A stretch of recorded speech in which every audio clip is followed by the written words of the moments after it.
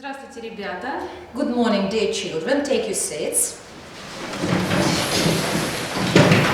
Well, today we're going to have an unusual lesson. A lesson which will probably change your minds, change your attitude towards our well-being and our environment. Well, you know that the necessary condition of our prosperous and comfortable life is industry. Промышленность – это важнейший сектор экономики любого государства.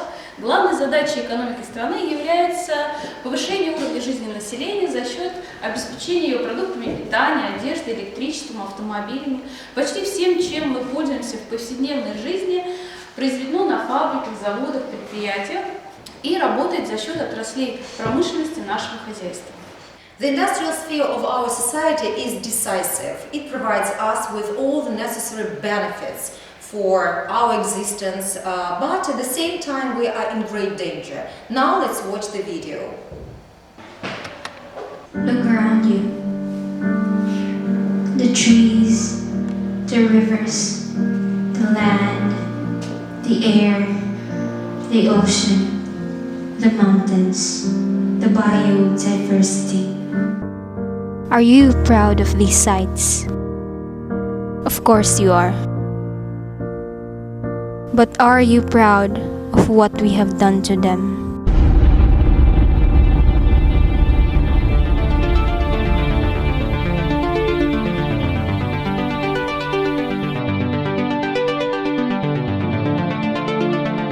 These are once peaceful sites led by humanity to destruction. Climate change have worsened because of us, because of the simple thought of our existence. It's scary how we can contribute to the worsening impact of climate change without us even knowing. But now is the time to open our eyes and be aware of our actions. Educate yourself and other people. Use your voice to speak up and spread the word. Take action and lessen your carbon footprint. It is now or never. Together, we can. Together, we will.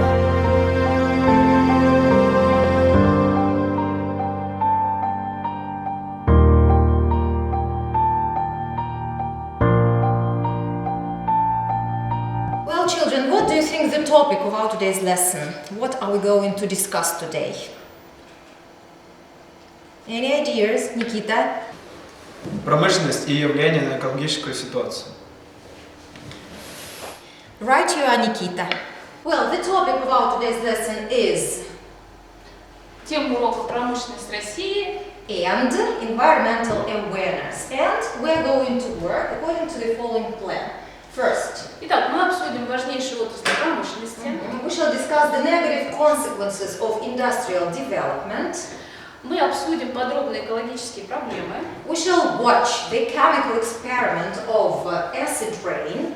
Узнаем, как китобойный промысел влияет на экологическую ситуацию в мире. We shall discuss the concept of ideal city, show our environmental awareness in groups, and decide what everybody should do to help our environment. И подведем итоги урока. Let's start. Сейчас мы обсудим с вами важнейшие отрасли промышленности и вопрос к вам. Какие вы знаете основные отрасли промышленности в России?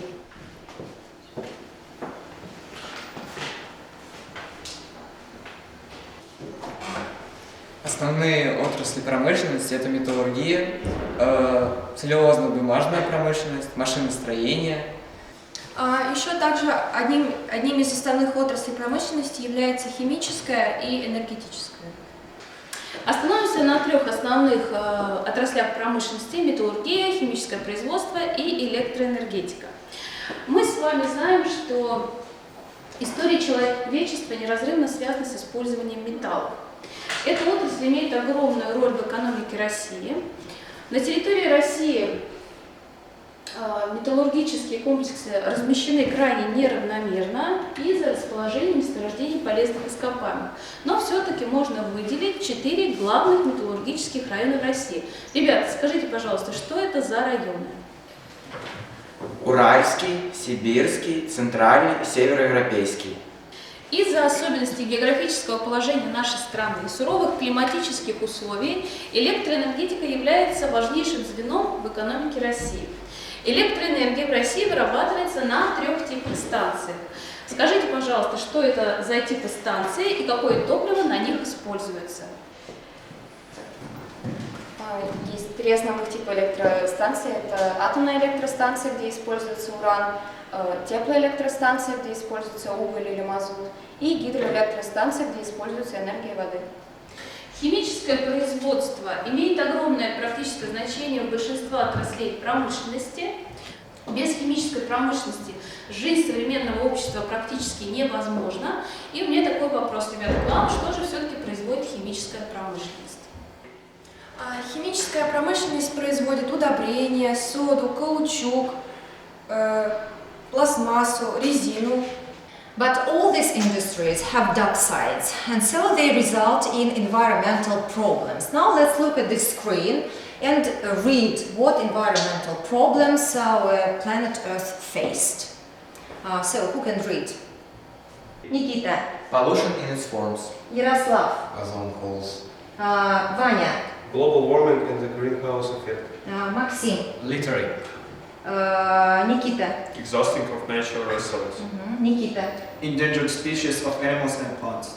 And Yana. Acid rains. Well, let's discuss all these environmental problems in details. So, the first problem is closely connected with pollution and its forms. What are the forms of pollution? They are air pollution, soil pollution, water pollution, nuclear pollution, and noise pollution. Okay, that's right. Well, the next problem is the problem of ozone holes. Why do you think it is a very dangerous problem? Kaleria? Well, the ozone layer protects our planet from the ultraviolet radiation from the sun, and when ozone holes appear, the radiation can cause a lot of damage, such as skin cancer. That's right. Well, let's pass on to the greenhouse effect and global warming. Why this problem is dangerous? Why is it disastrous? Nikita? The consequences of greenhouse effect and global warming are climate changes, sea level rise, and droughts. That's right, Nikita. Okay, the next problem is closely connected with littering. Well, you know that one day our planet can become a great landfill. What should we do to reduce this great amount of litter? Who can tell me? Petya? To solve this problem, we should reduce, reuse and recycle. That's right, Petya. Well, the next problem is the problem of endangered species of animals and plants. Why are they dying? Any ideas? Katya? They die because we destroy their habitat. Well, let's pass on to the next problem, which is exhausting of natural resources. What do you think we must do to reduce their consumption of all these natural resources? Yana? We should reduce, reuse, recycle, and plant more trees. Thank you, Yana. Well, and the last but not the least, acid rains. You know that acid rains are the effect of air and nuclear pollution. Toxic fumes mixed with clouds and oxygen become acid. They get into soil, into water, and damage everything. So, do you want to know how acid rain is produced? How is it formed? Well, we are ready to show you the chemical experiment. Who would like to help me? Veronica. Okay, Veronica is ready and Veronica is welcome. Okay, we are ready, Veronica. What do we need to conduct this experiment?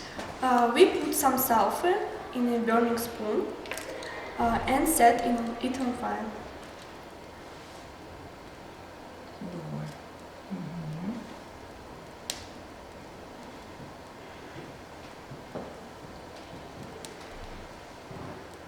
So, we need to wait some time.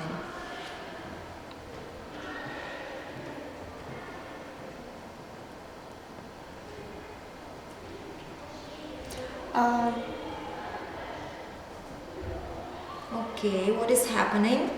Then we put the spoon into a flask with water, in which there is an indicator litmus violet. The litmus changes color to red, and acid has formed. Okay, again, we need some time to see how the color is changing into red.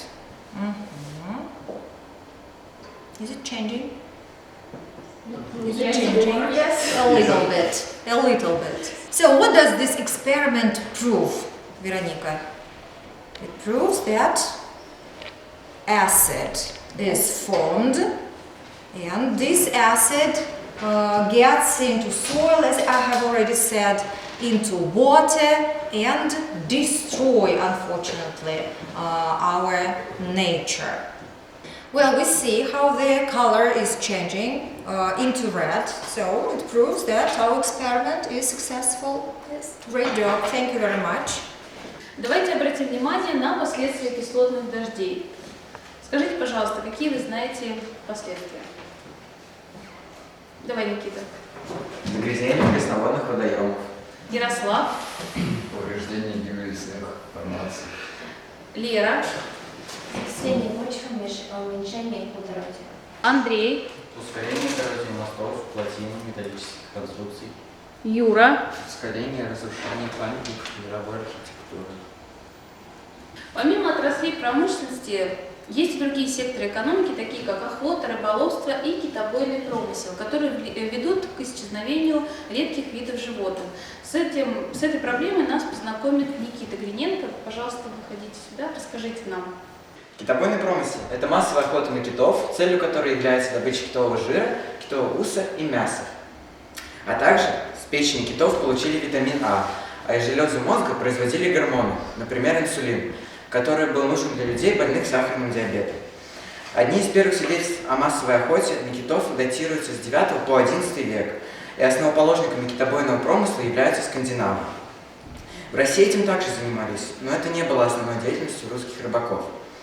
В период с 18 по 20 век предпринималось несколько попыток организации китобойного дела, а рассвет пришелся на 1950 по 1960 год. А в 1987 году в России и вовсе запретили дальнюю китобойность из-за уменьшения поголовья в Мировом океане. Всего за 6 десятилетий, что примерно равно продолжительности жизни синего кита, люди сократили популяцию синих китов от 360 тысяч всего лишь до 1000 особей. Так какую же пользу приносят киты? Киты – один из важнейших факторов стабильности экосистем Мирового океана. Ученые назвали китов полезнее 1000 деревьев для окружающей среды. Их роль заключается в обеспечении круговорота питательных веществ и повышении первичной продуктивности в районах, где они кормятся. Природа, как утверждают ученые, уже все сделала за людей. Все, что нам нужно сделать, это позволить китам жить. Okay, now it's the time to move to our group activities. So we have already divided our class into 3 groups. Let's call them the first group friends. The second group will be eco-helpers, and the third group will be eco-experts.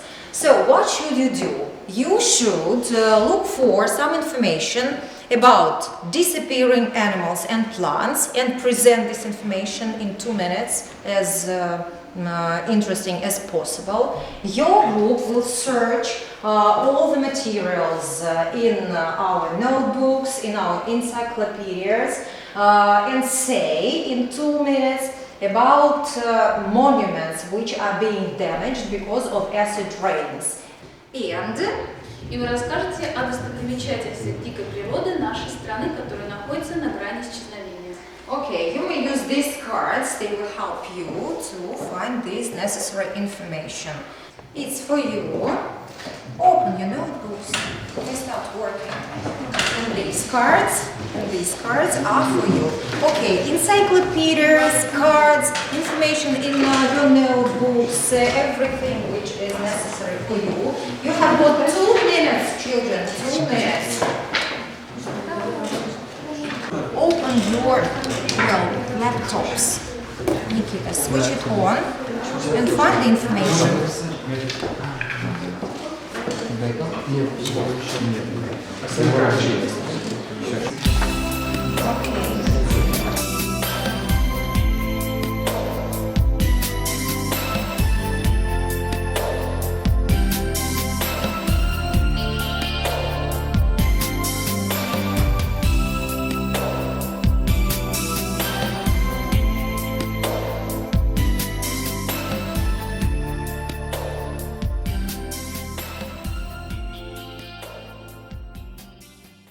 Okay, children, time is up. Who is ready to present this information? Who would like to start? Katya, what are you going to tell us about? I'd like to talk about Amur tigers. Residents of Russia call the tiger subspecies Panthera the Amur or Sari tigers. Among foreigners, it is better known as the Siberian tiger. The powerful beast is a unique predator that lives comfortably in deep snow, at temperatures down to 40 degrees. The population of the Amur tiger is small, so the resident of the far eastern forests is listed in the Red Book of Russia. The barbaric extermination led to the fact that by the 1930s, less than 30 individuals remained. In 1947, hunting tigers was banned. Over 90 years, the Amur tiger population has grown 20 times. In 2021, there were about 550 individuals living in Russia. Nevertheless, the Amur tiger remains a rare animal, which is a great success to meet in the wild. Okay, our dear eco-friends, what is the next species you're going to tell us? Kaleria? Again, Kaleria. Kaleria is the star of our today's lesson. I would like to tell you about the Black Sea bottlenose dolphin. The Black Sea bottlenose dolphin is a rare species of dolphins that is listed in the Red Book of Russia. They live in the shallow waters of the Black and Mediterranean seas.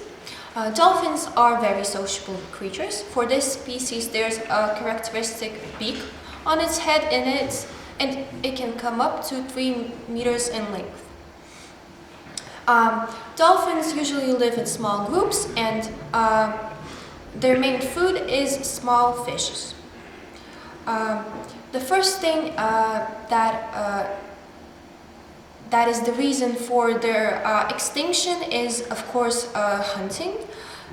Men have been hunting dolphins for a very long time. The next reason is water pollution. As it is, environmental pollution in general is another reason why species find it difficult to adapt to new conditions. Okay, Kaleria, thank you very much. Great job. Okay, we are passing on to our eco-helpers group, and I think that you are ready to present up some information about monuments which are being damaged because of the negative consequences of acid rains. Who will be the first, children? Well, Nikita again. Nikita is also the star of today's lesson. Okay, Nikita, you are welcome. On Tverskaya Square in Moscow, you can see a bronze monument of Yuri Dolgoruki. He is first founder of the city and first Suzdal prince. He did a lot for Russian history. He is called collector of Russian lands. He centralized power over Russian principalities. This statue was restored only once in 2019. This process lasted for 6 months. During restoration, experts eliminated corrosion and did many other measures to make it look just as new. So, and the next representative of our eco-helpers group will be who? Maxim, you're welcome. I would like to tell you about the monument Bronze Horseman in St. Petersburg. This is a legendary landmark. This legendary landmark, the St. Petersburg. It is dedicated to the first Russian Emperor Peter I. It was assigned the monument after the publication of the poem of the same name by Alexander Pushkin, written 1833.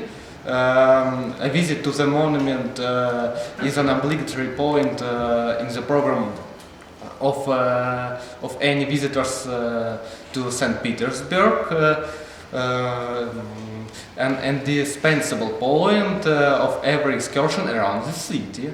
It is a 10 meters high the monument made of granite and bronze. During its entire existence, the Bronze Emperor and his horse were restored only twice, in 1909 and 1733. Okay, thank you, Max. А в третьей группе нам расскажут о достопримечательностях дикой природы России. Ребята, кто готов рассказать нам? Игорь, пожалуйста. Мне посчастливилось побывать в танцующем лесу. Танцующий лес – это участок хвойного леса, расположен на Курской косе Калининградской области. Он известен наклоненными и изогнутыми стволами произрастающих там сосен. Он был посажен в 1961 году вблизи поселка Рыбачий для укрепления песков Курской косы. Причиной возникновения особенностей геомагнитных полей является сильный ветер в разных направлениях и повреждение молодых сосен гусеницами бабочки, побеговьюнья, зимующая. Ребята, кто еще подготовил сообщение? Иван, пожалуйста. А я хочу рассказать о озере Байкал. Озеро Байкал – это самое глубокое озеро в мире.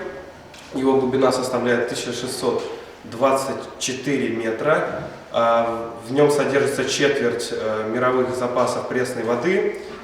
И у него есть 3 основных и несколько дополнительных экологических проблем. Основные проблемы – это гидротехнические сооружения и Байкальский целлюлозно-бумажный комбинат, а также загрязненные воды притока Селинга. А дополнительные источники проблем – это вырубка лесов, стоки от населенных пунктов, незаконные выбросы предприятий, отходы топлива, водного транспорта и мусор от безнадзорного туризма. Well, children, we mustn't forget that the planet Earth is our home. But our home starts with the places where we live in, with our houses, with our neighbors, with our cities. Have you ever thought of a dream city? Do you know what is their ideal city?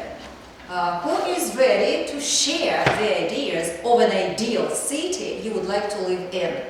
Oh, Nikita, I know that you are ready because Nikita has been working on this project for some time and he has already prepared this project and he is ready to present it to our class. Nikita, you're welcome. So let's talk about the concept of the ideal eco-friendly city. First off, let's talk about the key role of industry. Industry plays a key role in the development of a country. It affects other sectors of economy, such as agriculture, transport, and trade. But for the ideal city, we need an unusual industry. At all, industry can be divided into different sectors, such as engineering, chemicals, food processing, and agriculture, and many others. However, all of them have some advantages and disadvantages. And for the ideal city, we need to make industry as clean, as cozy, as eco-friendly as possible. So let's talk about some measures that can help us minimize the environmental damage. So the main and most important of them is modernization of equipment on factories. Also the rule of 3 R's, reuse, reduce, recycle. And besides that, we need to care for stray animals and also plant gardens and trees. So let's conclude what we just discussed. To conclude and to summarize, we can tell that we can create for sure this eco-friendly city. With our joint effort and awareness, this dream can come true. And also, we need to save the environment for future generations. That's all I wanted to say.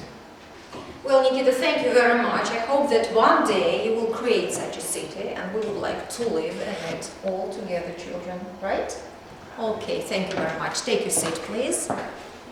Как вы видите, тема урока и проблемы, затронутые на нем, очень важны. Мы сами творим настоящее и создаем будущее. We create the world in which we live, but if it becomes unfit, it means that we are tired of our responsibility. But we are not, that is why now let's think of simple rules how to take care of our environment. Каждый из вас должен сказать, что необходимо делать ежедневно, чтобы сохранить наш дом, наш город, нашу планету в чистоте и безопасности. Okay, let's start the first group. Keep our neighborhood clean and green. Well, your slogan? Plant more trees and more flowers. Your turn. Reuse, reduce and recycle. Посади дерево, дыши вместе с планетой. Okay, it's great. We should make birds houses and feeders. Reduce, reuse and recycle. Люби и береги землю, она единственный дом. Turn off water. Turn off the electric devices and light when you leave. Защитим нашу планету, чтобы она стала лучше для наших детей. Okay, children, we are coming to the end of our today's lesson, and I would like you to summarize the main ideas of it. So look at the screen and say what you got acquainted with, Что я узнал? What you have found out, Что мне было трудно? What you remembered, Что я запомнил? okay, and what you are ready to do. И как я понял важность и необходимость. Okay, you have got some minutes to think over. Are you ready? I got acquainted with environmental problems. I have found out that we need to save our planet. Я узнал много нового в разных памятниках культуры. Мне было трудно осознать всю серьезность экологических проблем. I remember the rule of 3 R's. Reduce, reuse, and recycle. Any ideas? Any other I am ready ideas? to keep our planet clean and green. Okay, thank you very much. Well, dear children, our lesson is over. But, as I have already said at the beginning of our today's lesson, we had an unusual one. And that is why today we are not going to get some marks, but we got these fresh green apples as prizes. Because this green apple, I think, is a symbol of our evergreen, of our forever young, and of our fragile planet. Потому что, как яблоко на блюде, земля у нас одна. Не торопитесь, люди, все выскрести до дна. Не мудрено добраться до скрытых тайников, разграбить все богатства у будущих веков. Мы общей жизни зерна, одной судьбы родня. Нам пировать позорно в счет будущего дня. Поймите, это люди, как собственный приказ. Не то земли не будет у каждого из нас. Большое спасибо вам за прекрасную работу, за вашу активность, за ваше понимание важности проблем, которые мы сегодня с вами обсудили. Мы желаем вам здоровья, берегите себя, своих близких и живите в прекрасной, зеленой, вечно молодой и хрупкой одновременно планете Земля. Applause!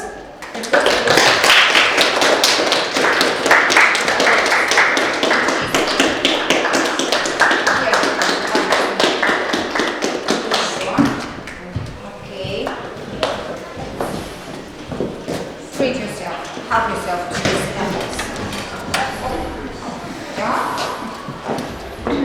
Тебе персональный яблоки надо? Да. Ну, коллеги все равно двойное.